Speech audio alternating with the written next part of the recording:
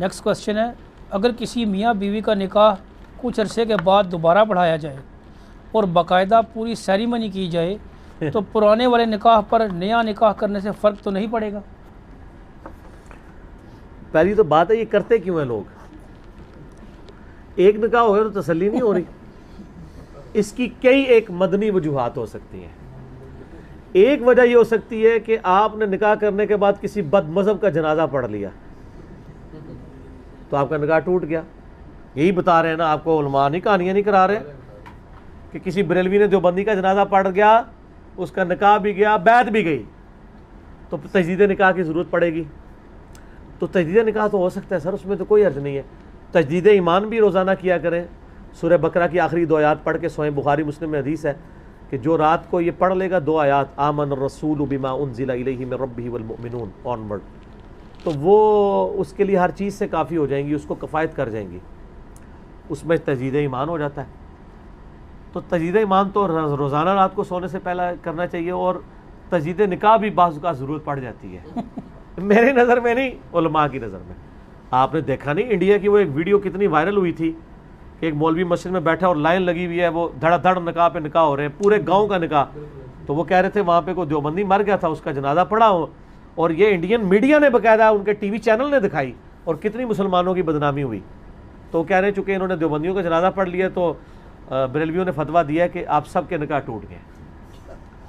تو دیوبندی بھی یہی کہیں گے آپ کسی شیعہ کا جنازہ پڑھیں گے نکاح ٹوٹ گیا.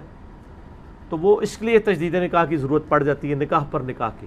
وہ نکاح پر نکاح نہیں ہوتا، وہ تو کہتے ہیں نکاح ختم ہو گیا تو دوبارہ. یہ تو میں صرف ایک آپ کے دماغ میں ڈرل کرنے کے لیے بات کی. عموماً یہ مسائل آتے ہیں ہمارے بیرون ملک میں جو لوگ سیٹل ہیں، اس کی کئی ایک وجوہات ہیں. یہاں پہ وہ نکاح کرتے ہیں، بعد میں انہیں وہاں پہ جا کے نکاح کی سرمنی ارینج کرنی پڑتی ہے ڈاکومنٹیشن کے پوائنٹ آف ویو سے، وہاں پہ نیشنلٹی لینے کے لیے یا اس طرح کے ایشوز کے لیے. بعض اوقات ماں باپ سے چھپ کے انہوں نے کیا ہوتی ہے شادی، بعد میں ماں باپ اس لو میرج پہ راضی ہو جاتے ہیں تو ماں باپ کو خوش کرنے کے لیے ایک دفعہ ایک اور سرمنی ارینج کرواتے ہیں. ہمارے پاس تو ہر طرح کے مسئلے آتے ہیں، تو مجھے پتہ ہے کیا کیا پرابلم چل رہے ہیں. اور پھر بعد میں ماں باپ پریشان ہوتے ہیں جب ان کو پتہ چلتا ہے کہ یہ تو ہمارے ساتھ تو معموم بنایا ہے ہماری اولاد نے ہمیں، وہ پھر ہمیں پتہ کر رہے ہوتے ہیں. تو اگر کوئی جان بوجھ کے بھی نکاح کے اوپر نکاح کر لے، بشرطے کہ وہی میاں بیوی دوبارہ کریں، تو کوئی فرق نہیں پڑے گا، ایک تجدید عہد ہی ہو جائے گا. ٹھیک ہے، جس طرح وہ کہتے ہیں نا، وہ انفی کہتے ہیں نا احتیاطی زور پڑھ لیں جمعے کے ساتھ، تو نکاح احتیاطی ہو جائے گا، کچھ بھی نہیں ہوگا، اس سے نکاح ٹوٹے گا نہیں. البتہ جو نکاح پہ نکاح ایک حرام بھی ہے، وہ بخاری اور مسلم دونوں میں حدیث ہے. مشکات میں آپ کو نکاح والے چیپٹر میں مل جائے گی کہ اللہ کے نبی علیہ السلام نے فرمایا کوئی شخص اپنے بھائی کے نکاح کی جو آفر کسی عورت کو اس نے کی ہو، اس پہ اپنے نکاح کا پیغام نہ بھیجے جب تک کہ وہ شخص اس عورت سے نکاح نہ کر لے یا اس کو چھوڑ نہ دے. یہ نکاح کر لے گا تو پھر تو ویسے ہی نہیں بھیج سکے گا، یعنی جب تک وہ سچویشن کلیئر نہ ہو جائے. اور اگر وہ رشتہ ریجیکٹ کر دیتا ہے پھر تم اپنا رشتہ بھیجو. یہ نہیں ہے کہ وہ رشتہ فائل ہونے والا ہے اور آپ رشتہ بھیج دیتے ہیں اور آپ شاید فائنینشلی زیادہ اسٹرانگ ہے تو آپ کے بھائی کا رشتہ ٹوٹ کے آپ اپنا الو سیدھا کریں. اس نکاح پر نکاح کو حرام قرار دیا گیا کہ نکاح کے پیغام پہ آپ نکاح کا پیغام نہیں بھیج سکتے. البتہ یہ والا معاملہ ٹھیک. اچھا، اس میں آپ کو ایک مدنی پھول دے دیتا ہوں پانی پی کے.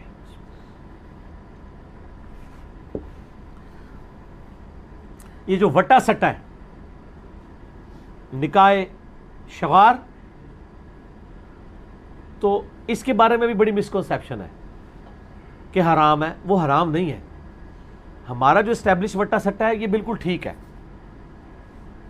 کیونکہ وہ نکاح ہو رہا ہوتا ہے. جو بخاری اور مسلم میں جس وٹا سٹے کو حرام کیا گیا وہ یہ ہے کہ کوئی شخص اس شرط کے اوپر اپنی بیٹی کا نکاح کسی سے کرے کہ اس کے بدلے میں تم اپنی بیٹی کا نکاح مجھ سے کر دو. ایک وٹا سٹا جو ہم جسے وٹا سٹا کہتے ہیں نا، وہ یہ ہوتا ہے کہ ایک کی بہن کا نکاح دوسرے کے بھائی کے ساتھ اور اس کا اس کے ساتھ. اس میں کوئی حرج نہیں ہے، اس میں آپ کوئی وہ مارچا نہیں مار رہے، کوئی اس طرح نہیں کر رہے. اس میں یہ لوگ کیا کرتے تھے زمانے جاہلیت میں کہ بھئی وہ مہر سے جان چھڑانے کے لیے کہتے تھے تو میری بیٹی لے لے، میں تیری بیٹی لے لیتا ہوں. ٹھیک ہے، آج بھی عرب کے ملکوں میں شادی کرنا بڑی مصیبت ہے. سارا خرچہ مرد کا ہوتا ہے، وہ آلموسٹ عورت خریدنی پڑتی ہے آپ کو. اس لیے اپنی بیویوں کی قدر کیا کریں. آپ لوگ تو جناب 32 روپے 8 آنے، اور آج کل ذرا چینج ہو گیا، 5000 10,000 زیادہ مہر نہیں لکھوا رہے. ٹھیک ہے، حالانکہ نبی علیہ السلام نے جو مہر لکھوایا میں نے بخاری مسلم سے ثابت کیا اپنے مجلس میں ایک میں، آج کے لاکھوں روپیہ بنتا ہے. اور قرآن تو کہتا ہے ڈھیروں سونا چاندی بھی اگر مہر میں دیا ہے واپس نہیں لوگے. ایک صورت میں قرآن میں آتا ہے کہ اگر رخصتی سے پہلے، بخاری مسلم میں ڈیٹیلز آتی ہیں، رخصتی سے پہلے، اور رخصتی واقعی آفیشل رخصتی، یہ نہیں ہے کہ مطلب نکاح ہوا تھا اور آپ میاں بیوی ملتے رہے ہیں پھر تو معاملہ علیحدہ ہے. جو آفیشل رخصتی سے پہلے اگر کوئی شخص اپنی بیوی کو طلاق دے دے تو اسے آدھا حق مہر اس عورت کو واپس کرنا ہوگا، آدھا پھر بھی وہ مالک ہے. البتہ اگر رخصتی ہو گئی، ایک دوسرے کو ہاتھ لگا لیا تو اب وہ نفع اٹھا لیا. نفع اگر اٹھا لیا ہے چاہے ایک رات کے لیے بھی، 1 روپیہ عورت نے اب واپس نہیں کرنا.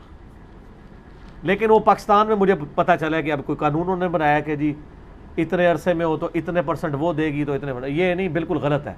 اسلام تو یہ کہہ رہا ہے کہ ونس عورت کو آپ نے ٹچ کر لیا ہے تو آپ نے اس کی قیمت وصول کر لی، وہ حق مہر کے عوض. کیونکہ نکاح حق مہر کے عوض ہی تو ہو رہا ہوتا ہے گواہوں کی موجودگی میں.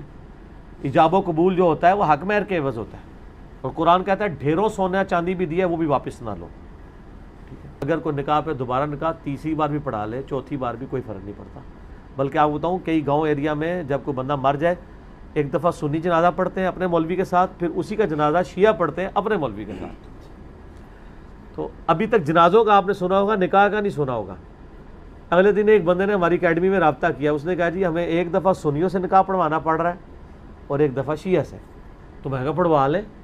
نکاح کوئی ریلیجس ایکٹیویٹی نہیں ہے، یہ سوشل ایکٹیویٹی ہے. اسی لیے آپ دیکھیں گے کہ جو جوڑے مسلمان ہوئے ہیں نبی اسلام پہ ایمان لائے ہیں، آپ نے ان کا تجدید نکاح نہیں کروایا. دیکھ لیں وہ کافر سے مسلمان ہوئے ہیں تو ان کا پرانا نکاح ویلڈ رکھا ہے. ادھر آپ مسلمان ہو کے بھی کسی دوسرے کا جنازہ پڑھ لیں تو وہ نکاح بھی ویلڈ نہیں رہتا. فرق دیکھیں، کیونکہ یہ سوشل بائنڈنگ ہے. اس کا اسلام کے ساتھ اس طریقے سے کوئی تعلق نہیں ہے. ہاں اسلام کی وجہ سے ہم اسے اسلامک فارم میں کر لیتے ہیں. سوشل بائنڈنگ ایجاب و قبول تو ادھر بھی رہتا ہے، باقی لینا دینا تو ہر معاشرے میں ہے عورت کا اور مرد کے ساتھ، وہ ٹھیک ہے. تو یہ سوشل بائنڈنگ ہے. تو سر غیر مسلم کے مسلمان ہونے پہ اللہ تعالیٰ نے وہ نکاح نہیں دوبارہ کروائے، تو آپ مسلمانوں کا جنازہ پڑھنے پہ، جنازہ نہیں وہ کہتے ہیں نماز بھی کسی کے پیچھے پڑھ لی نا تو گیا.